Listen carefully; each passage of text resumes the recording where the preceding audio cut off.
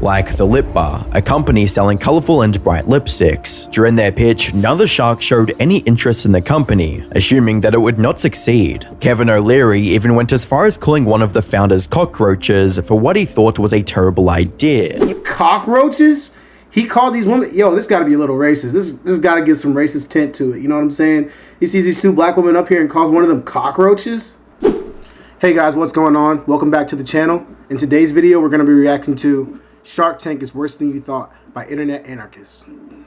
Let's get into the video. From massive deals... You got a contract in place, I will offer you right now $3 million for the entire company.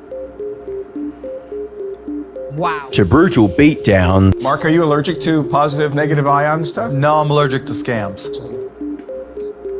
See, these Shark Tank guys, they get shit on a lot of people who come on there, and some of them actually end up making successful companies. I think like the owner of Ring, the doorbell camera thing, ended up going on here and they denied him.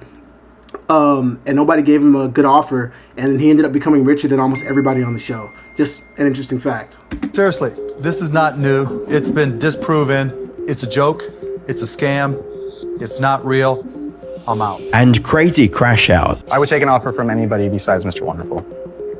You. Worst presentation ever. I'm out. Oh, that was me. For many, Shark Tank is the best. He said, I'll take an offer from anybody except for Mr. Wonderful. Mr. Wonderful is Kevin O'Leary. If y'all don't know him, he's a straight asshole, but he gets to the bag, so what can you say?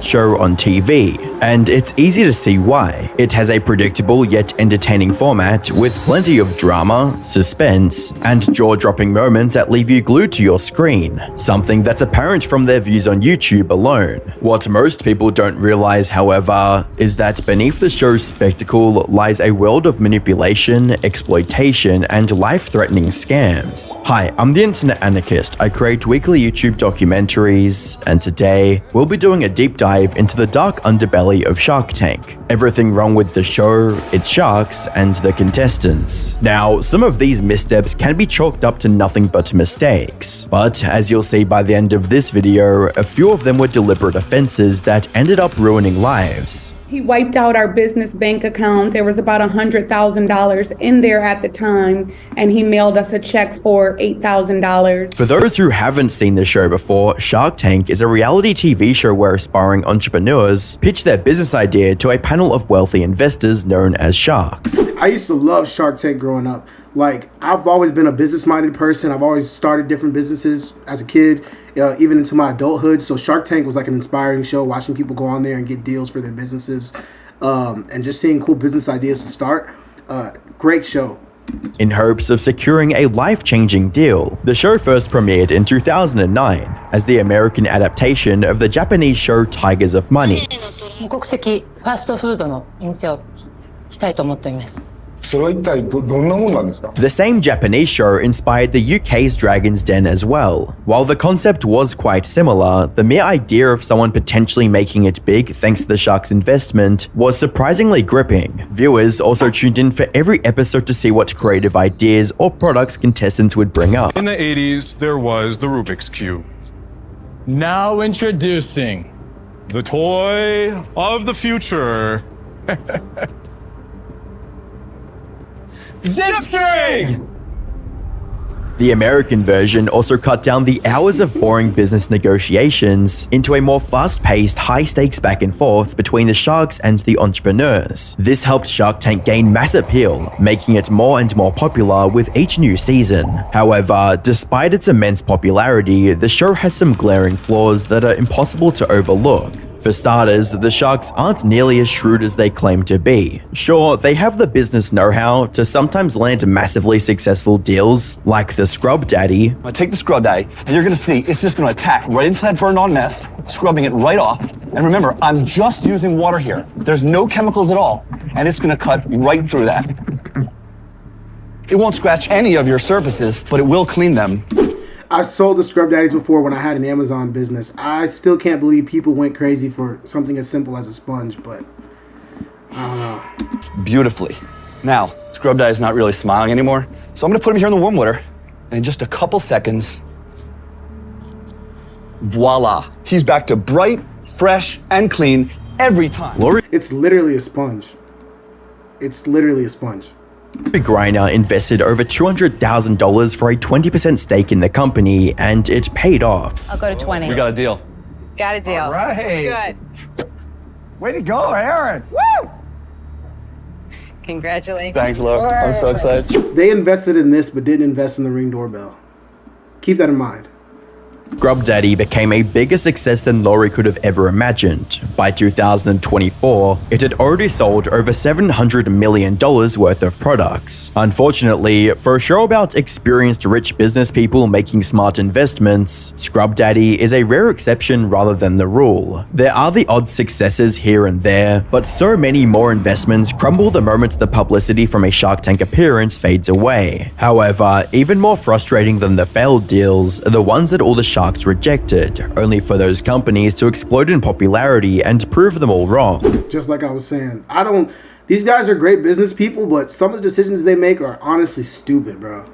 Like the Lip Bar, a company selling colorful and bright lipsticks. During their pitch, none of the sharks showed any interest in the company, assuming that it would not succeed. Kevin O'Leary even went as far as calling one of the founders cockroaches for what he thought was a terrible idea. Cockroaches? He called these women, yo, this got to be a little racist. This got to give some racist tint to it. You know what I'm saying? He sees these two black women up here and calls one of them cockroaches. You can't get share. If anybody thought you could sell purple or green lipstick, they do it. They already have the shelf space. They just add another color. And they would crush you like the colorful cockroaches you are. You only have so many minutes on Earth. Don't waste them trying to sell lipstick. I'm out. While Kevin couldn't have been more wrong. Not only is the lip bar I feel him on that, though. If I saw somebody trying to sell me lipstick on Shark Tank, I'd be like, bro, this has already been done before. Like, another company can just update their colors, bro. still in operation with millions of units sold since their inception, other investors saw the potential that the sharks overlooked, allowing the company to raise a grand total of nearly $16 million in funding. However, the Lip Bar and every other missed opportunity pales in comparison to arguably the biggest fumble in Shark Tank history. Ring. Back in 2000, I was just talking about the Ring doorbell, bro. The dude came up fat off of Ring, man. A company named Doorbot received its chance to shine on Shark Tank. The founder spent the last $20,000 in his pocket to prepare an elaborate set for his pitch on the show. More importantly, the product he was offering also seems like quite the innovation. It was one of the first smart doorbells in the world, allowing people to easily see who was at the door before opening it. Introducing the Doorbot, the first ever video doorbell built for the smartphone. With Doorbot, you can see and speak with visitors from anywhere. Jamie, the Doorbot's creator, was quite confident in his product and came in with the mindset of getting a deal. However, this confidence faded away quickly when the sharks failed to see the potential in his company and started dropping out like flies. I just don't think it's for me. I'm out. But you're pricing out $199. That price point is going to start dropping quickly as your volumes go up. For that reason, I'm out. Do that. This company, instead of being worth $7 million, should be worth 80 million, 90 million. I just don't see the progression. And for that reason, I'm out. How could you not see the progression of a doorbell where you can talk to and see the people who are at your door? This invention was genius. If I had the money, I would have invested, bro. If Jamie had listened to the sharks, he would have believed his product was worthless and abandoned the idea altogether. But he trusted his vision and kept pushing forward, rebranding the company to Ring along the way. Then, in 2018, something happened that none of the sharks saw coming. Ring was acquired by Amazon for a whopping $1 billion. Ring also went on to become the reason for over 20% of American homes having a video doorbell in 2023, compared to just 4% in 2017. Put simply, Ring became a bigger success than any of the sharks ever gave it credit for. As a comment on YouTube pointed out, craziest part of all of this is a few seasons later, he was a guest on Shark for a few episodes. Oh, I did see him come on Shark Tank later on. Oh, snap. So he went from getting denied from all these guys to being on the freaking floor with the rest of them.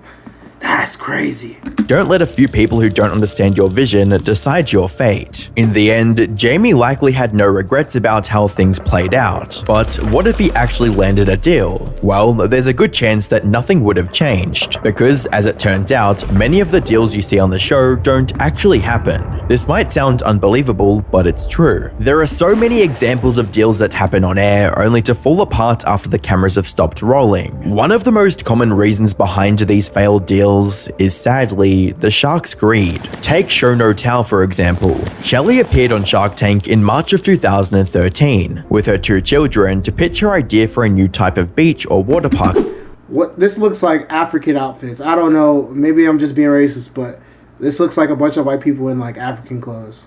Towel. Her invention allowed kids to run around and have fun without the risk of dropping the towel. After hearing about her struggle after the 2008 recession and the passion she put into this project, Lori agreed to a deal. I think I see a ton of me in you. I love your drive. I love your passion. I relate to you. I've been on QVC for 14 years, and I know what it takes I started making everything by hand. I like you so much that actually what I'm going to do is, I'm going to write you a check right now.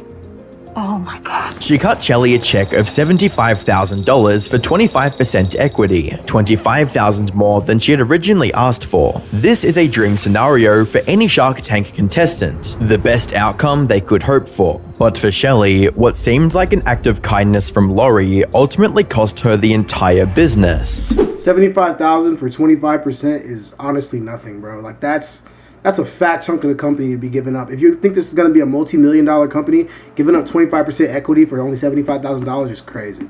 Because after the camera stopped rolling, Lori went back on her words almost immediately. She changed the deal and started asking for a lot more equity in the business. Shelley had to decline the new offer, resulting in a loss her business never recovered from. Okay, good. I think she came to her senses when the cameras went off and was like, yeah, nah, 25% equity for $75K is not anything, bro. Let's change this around. And I guess it just didn't end up going through. Isn't an isolated example either. There are many other companies that never received the cash they were promised on the show for similar reasons. That said, going back on deals is far from the worst thing the Sharks have done to some contestants. It's been a nightmare. I can't put it any more succinctly, you know. In December of 2013, former American football player Al Baker went on Shark Tank to secure an investment for his struggling business. Hi, I'm Al Bubba Baker from Avon, Ohio, owner of the D-Bone Baby Back Rib Steaks. I'm seeking $300,000 in exchange for 15% equity in my company. Things went surprisingly well for Al. The Sharks loved his ribs, and he ended up walking away with a deal with Damon John. But before he had the chance to celebrate this victory with his family, things took a turn for the worst. At first, things looked fine on the surface. The business stayed operational for many years, with Damon parading it as a multi-million-dollar success. However, in 2023, an LA Times article came out in which Al and his family talked about the struggles they had to face ever since signing with Damon on Shark Tank. It started with Damon changing the terms of the deal, from $300,000 for 30% to just $100,000 for 35%. See, the first deal made sense. $300,000 for 15%, and someone's helping take you to the next level. That deal made a little more sense, but doubling it on them? Cameras going off and you doubling the deal on them? Doubling the ownership? That's crazy. Al, however, felt pressure to accept the new terms, knowing his business's success depended on this deal, stating, "You're in that environment, you're not asking a whole lot of questions. It's Damon John. My wife and daughter would have killed me if I said I wasn't signing this." Unfortunately, this was only the beginning of Al's hardships. Shortly after he agreed to the far worse deal, Damon appointed his friend, Nate Holtzapfel, to handle the tech side of things, describing him as a quote, internet genius, and putting him in charge of the website, online marketing, and funds management. This backfired almost immediately when the company's website went live only 3 hours before the Shark Tank episode aired on TV. And while it worked, they had to refund 14% of the initial orders because Nate failed to set up sales tax on the website. However, this was nothing compared to his second transgression. You see, Damon left Nate in charge of the accounting, but when Al and his wife asked for financial reports of their business, he didn't comply one bit. Oh yeah, see, nah, that's where we end the business relationship. We're lowering up. Yeah, you guys, I'm trying to audit, trying to see what the financial records look like. You got some other guy to come in and get in charge of it, and y'all won't let me see what the financial records are? Yeah, nah, I'm getting a lawyer immediately. When they complained to Damon about this, he shrugged them off completely, stating, "I'm not asking you to kiss him, you know, this is business." They eventually managed to push Nate out of the company, only to end up getting screwed over even worse. But once we were able to finally have Nate removed from our business, he wiped out our business bank account. There was about $100,000 in there at the time, and he mailed us a check for $8,000. And we requested information on that, a breakdown of where the funds went, and we never received it. As for Damon, he refused to... Dang, so he didn't show the financial records and he robbed them? This is somewhat has to fall back on Damon to a degree, right? Like, he handpicked this guy. He thought he was the best guy for the job, and he came in and just screwed everybody over? Take any responsibility for what was basically robbery, claiming that Nate, quote, deserved it. In the meantime, Damon also kept presenting El Bubba Baker as his biggest deal ever with over $16 million in sales. However, El claims that his family only received 4% of that $16 million. They also received just $2,900 net profit from a $5.8 million deal with Hardee's. They only received 4% of the 16 million after doing that big deal. Hold on, let's do the math real quick. 4% of 16 million? Bruh, I'd be pissed. They were clearly getting ripped off by Damon. The Baker family still tried to figure things out peacefully, only to get slapped in the face with a lawsuit. We're thinking to ourselves, hey, Damon, aren't you concerned with where the profits went from the $5.8 million deal? So we're thinking he's gonna align with us to try to figure out where the money went, like just a breakdown of where this money went from $5.8 million. Instead, Damon John band together with the co-packer, Rastelli Foods, to file a lawsuit against us because they wanted to move forward with a Subway deal. They eventually came to a settlement with Damon, which forced them to sign a confidentiality agreement. Put simply, they can't tell anyone about what Damon did to their business. However, the legal fees from this lawsuit made the Baker family lose their home, restaurant, and even their food truck. Left with no other option, the Bakers decided to break this confidentiality agreement and come out with everything. Their story... Dang, Damon. Dang, Damon a demon, bro. He came in, swooped their business, stole their money, doubled the equity on them, and made them sign a confidentiality agreement saying they couldn't talk bad about him. Bro, what? I always thought Damon John was a cool dude, bro. That's crazy. Story quickly gained steam as fans of the show were horrified by Damon's treatment of a lovely entrepreneurial family, with one person writing, "I got teary-eyed listening to El Bubba Baker's story. Watching a millionaire let them lose everything just to pocket an extra million or two is disgusting. There is absolutely no justification for them being shut out of their own business like that. I pray God restores them." Damon denied any wrongdoing. To address this LA Times article that Al Bubba Baker and Brittany Baker intentionally broke the confidentiality and put out and shopped to this reporter. And at best, it's not true, and that's me being kind. Now, the reason I'm doing this is because I want you to always stand up for yourself, no matter what position you get in life, just like I am. Don't sit back and think, oh, the truth is going to set us free because I have the truth, but I'm under confidentiality and I can't put the truth out there in detail. But public opinion also could potentially affect your family, your loved ones, the people that have worked on this project and invested in it. When your family's out there and because of public opinion, these people now, after the LA Times article is out, they're online damn near harassing me at this point and putting up a lot of falsities, and I will not stand for that. I'm always going to stand up for my... And there it goes. Deny, deny, deny. When these famous rich people get caught in some BS, bro, they either stay quiet or just deny, deny, deny. Don't want to take any accountability. Bro, this is crazy. He even filed a restraining order against the family, forcing them to take down all past negative comments and preventing them from posting any more, something fans of the show did not like either. So he goes to the lawyers to try to get them to stop talking bad about him instead of trying to fix the situation that he put them in, bro. This is some demon behavior. with one commenter writing, "Damon is a child who can't admit he screwed over poor Al. Fortunately, they did receive some settlement money for their troubles, but after everything Damon put them through, no amount of money could truly make up for the stress, losses, and betrayal they endured. That said, while this case went down as the worst scam by a shark, they themselves aren't immune to getting scammed either." At least he gave him something, bro. Like, after all the trouble he put them through, like I said, it's not really worth it, but at least they got something out of it. I wonder how much they settled for. As was the case with the breathometer. In September of 2013, the Sharks came face to face with Charles Yim and his revolutionary smartphone breathalyzer called the breathometer. Let me show you how it works. Simply retract the audio jack, plug it into the smartphone, activate the app. Within a matter of seconds, you'll be able to know what your breath alcohol level is. And better yet, it can even tell you how long it'll take to sober up. And if need be, you can even hail a cab with a push of a button. For context, that sounds like a pretty good invention. I wonder how he scammed them.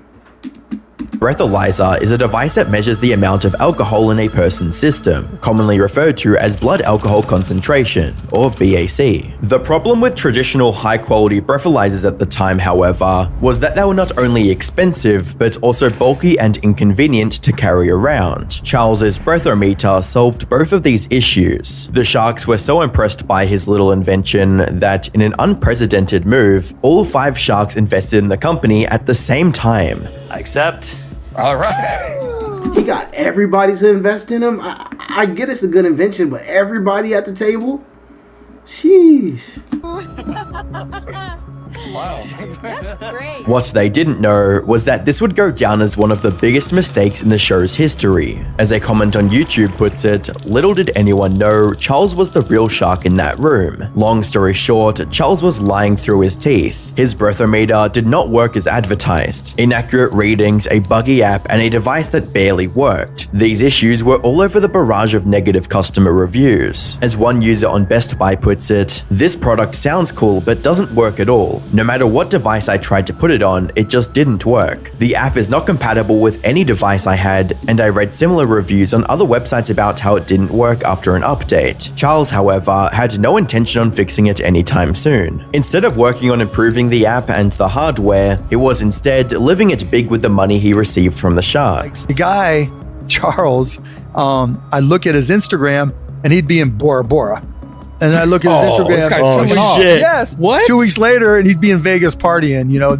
You got to think to some degree, like, maybe these guys kind of deserve to get screwed over every once in a while. Then he'd be on Nectar Island with Richard Branson. And I'd text him, like, what the fuck are you doing? You're supposed to be working.